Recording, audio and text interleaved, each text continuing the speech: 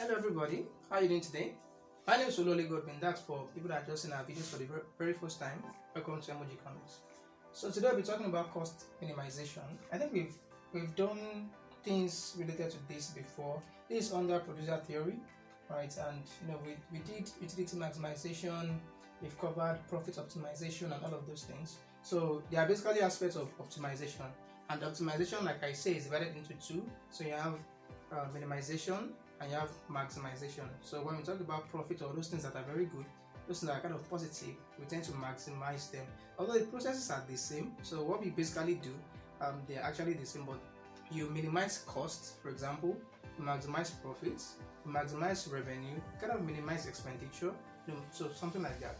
Alright, in this video we'll be talking about cost minimization, like I said the other time, but I'm treating this particular question because it has a kind of it is kind of unique in a way. So we've not done something like this before. If not, I may not have done this at all. What is the minimum cost of producing 2,500 units of output if the prices of capital K, right, and labor L is 24 naira and 6 naira respectively, given the production function below? Q equals 50k raised by 0.5, L raised by 0.5. Of course, this is a cobb-douglas production function, and where Q is a function of two inputs, that's capital and labor. What we basically do in cases like this is to okay, now right, this is the total cost function. Total cost function basically is going to be equal to, it's the same as what we did when we're treating budget lines and utility, but here it's going to be equal to the price of capital, then times capital, plus price of labor times labor, and plus price of capital times capital. Yeah. However, the price of labor is wage rate, so total cost equals wage rate W, then labor excuse me, WL, then plus price of capital is the rental rate of capital, or where is it? So that's RK, right? And in the questions we've been treating before, TC used to be a value, right? So, but in this particular question, we are actually looking for this TC.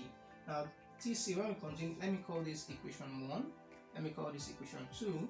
Now, TC is going to be equal to the wage rate is, the question says, if the price of capital and labor respectively is 24 and 6. So, the wage rate is 6. So, you have 6L plus 24K is equation 3. So, we don't know this guy. And because we don't know this guy, it's going to be kind of difficult for us to go through the normal process of optimization, where we introduce the Lagrange multiplier and this and that. But since what we are looking for is kind of the optimizing combination of inputs, and at that point we kind of have the least cost possible. A producer could decide to make use of capital and labor up to any kind of extent to produce the same amount of output. But then there is this kind of combination that gives him there is this kind of combination of the inputs, that's capital and labor in this respect, that is going to give him that's going to be like the best combination possible. Alright, and at that point the combination of capital and labor is going to have it's going to be least costly compared to other kind of combinations.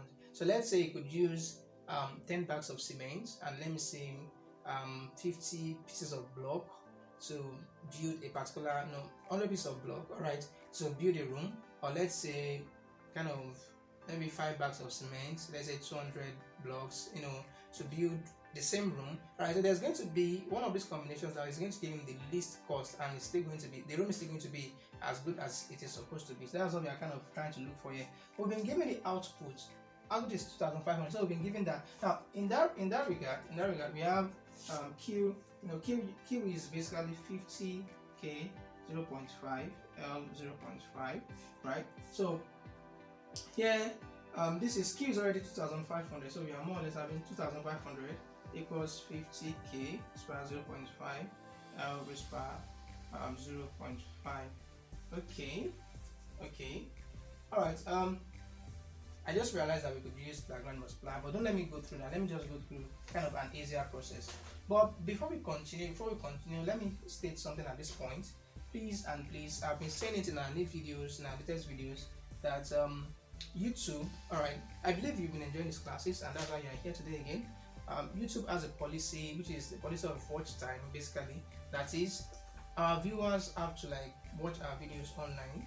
I know many of you download, like more than 60%, about 60% of our viewers are from Nigeria, all right, which basically means that you guys are exposed to night YouTube plans, night YouTube data plans, and I'm kind of appealing to you. You've been so lovely, you've been wonderful all through, so I'm kind of appealing to you that instead of just downloading the classes, why not watch the class from the beginning to the end and still download? All right, so you could make use of your night plans, you understand, to watch these videos online. Because what happens is that if a video were, let's say, 15 minutes long, and instead of people watching, they're actually downloading. While you're downloading, of course, the video will be playing a little bit. So let's say it's plays for like 50 seconds while you're downloading. Now, if everybody continues to do that, which is what a lot of our viewers do, it simply means that out of our 15-minute video, our viewers are only watching 50 seconds of it. So YouTube then thinks, because YouTube is not, it's not as if it's a human being that's sitting with these things. It's called algorithm. All right. So YouTube algorithm thinks that, okay, if a video is 15 minutes long and people are only watching for like 50 seconds, then this is a bad video. All right. And instead of YouTube to recommend these videos to other people that are seeking the same content, it doesn't bother to do that at all, and that is hurting us really, really, really bad, because we are doing these things for everybody out there, as many economic students as possible, to kind of understand all of these things, and we are rendering the services for free. Of course, you guys know. So we are appealing to you, like we are trying to encourage you to please watch these videos on. You could just save the video to watch later instead of downloading straight away. So to watch later, and when you think you want to like watch it, please watch online. You can. It is nice for you to download, all right. And that's because there are times when you may be offline and you want to like revisit the classes, which is very fine. But please and please, do not just download our classes. Make sure you watch them. And thank you very much for sharing so far, so good. That means a lot to us. And let's come back to the class. All right. So we have key equals this and this. Now the thing is that at a particular point, a producer maximizes the uses of his inputs at the point where his marginal rate of technical substitution is equal to the slope of his ISO cost. All right, the slope of his ISO cost, which is minus P K over PL. All right, and MRTS basically is going to give us MPK, all right, over MPL minus MPK over MPL. This which is analogous to what we had when we're treating consumer behavior, consumer theory. Okay, so when you have this is going to be the ISO. This is going to be the ISO quant, right? This is ISO quant, so KL 0, and this is going to be the ISO cost. So where they are tangential, the slope of the ISO cost is minus PK over PL, and the slope of the ISO quant is minus MPK over MPL. Right, so this is where this producer is, optimizing his output, optimizing the combination of his inputs and all of that. So this is the condition that we are going to be requiring to solve this question. Of course, minus cancels out minus, and we are left with PK over PL equals MPK over MPL. So what we just have to do is we find MPK, we find MPL. So we have this guy. So we are not getting to this function yet. So we are kind of using this function first. So how to get MPK is, because we are going to be using partial derivatives, which is Q is slanted D, right? Q the K, and when we do that, we are going to be having 0.5 multiplied by 50, then K raised to power 0.5 minus 1, L still remains 0.5. So this is going to be 25 K raised to power minus 0.5, then L raised to power 0.5.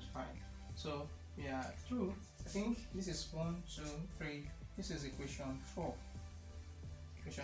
And this is going to be equation 5. So we do the same thing for labor. This is MPK, right? The Q, the K is MPK. Let me just write it there. So this is the same thing as the marginal product of capital. Now we do the Q, the L, which is the marginal product of labor, is going to be equal to 0.5, right? It's kind of the same thing multiplied by 50, and you have K raised to power 0.5.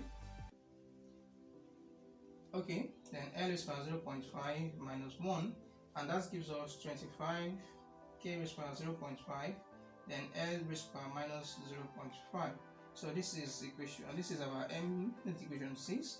and that's our MPL, the marginal product of labor. So since we have the two, can just say that at equilibrium, okay, at equilibrium, yes, it is important to write it at equilibrium. So we have MPK, marginal product of capital, or marginal product of labor is equal to the price of capital or the price of labor, and the price of capital is basically the rental rate, and the price of labor is basically the wage rate. So MPK now, so we recall, so MPK is this guy, so we have 25k raised per minus 0.5 L raised per okay, I finished it.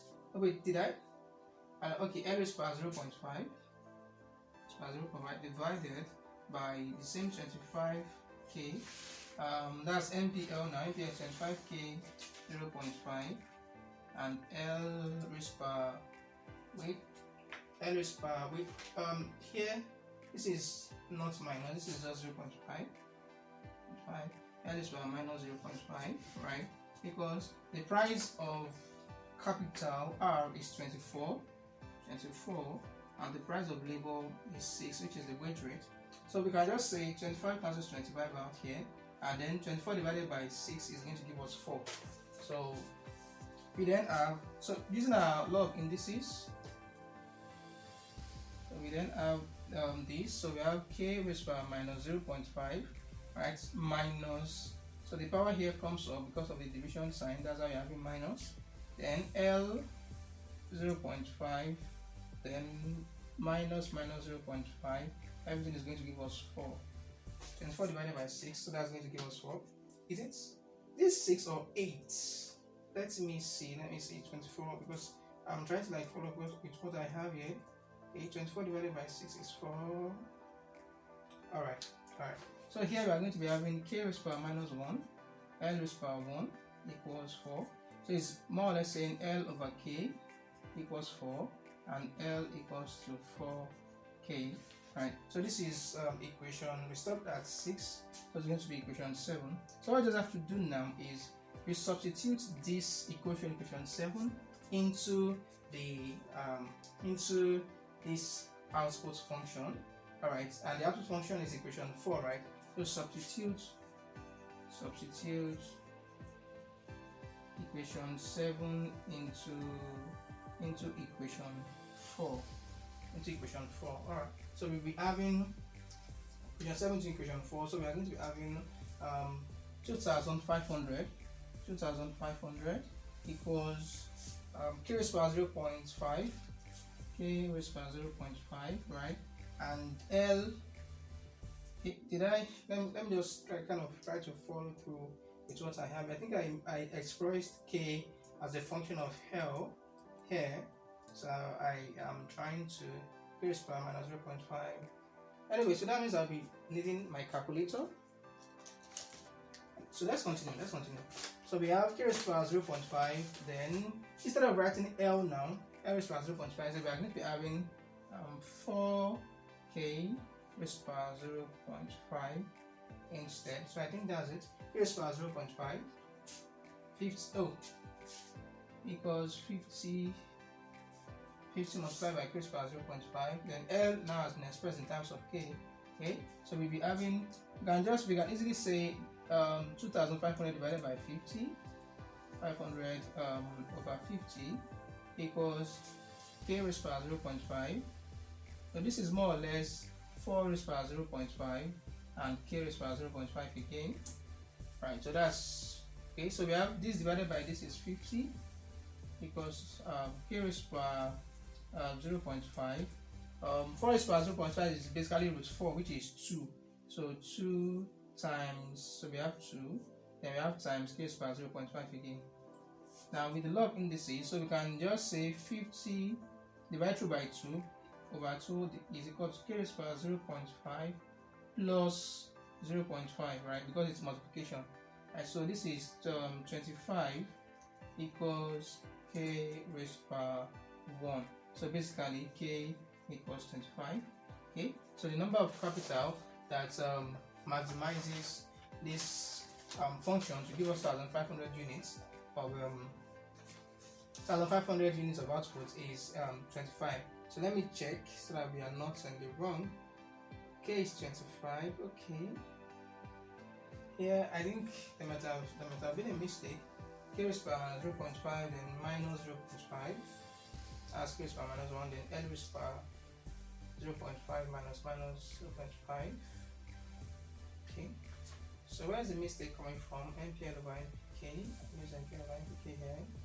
That's W over R. K, W is 24, then R is 6. Is W 24? Okay, what's the minimum cost of producing 500 units of output?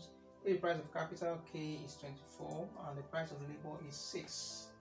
Okay, and the price of labor is 6. So I think I used price of labor as 24 in my note, and price of capital as 6. Okay, what is the minimum cost of producing this? Of output, the price of capital K and labor is 24. So 24 is for capital and 6 is for labor basically. So I think the mistake is from my notes. Anyway, no problem. Let's continue. So here from equation 7 we have L equals 4K, so we can easily get the value of L there. So we substitute K into equation 7. So let me write that. Substitute K into equation 7. So we are going to be having L equals 4 into bracket 25 is equal to 100. Right, so that's not the total cost though, because what we are trying to look for is the total cost function. So let me just erase something. Let me just erase this. I hope you don't mix things up.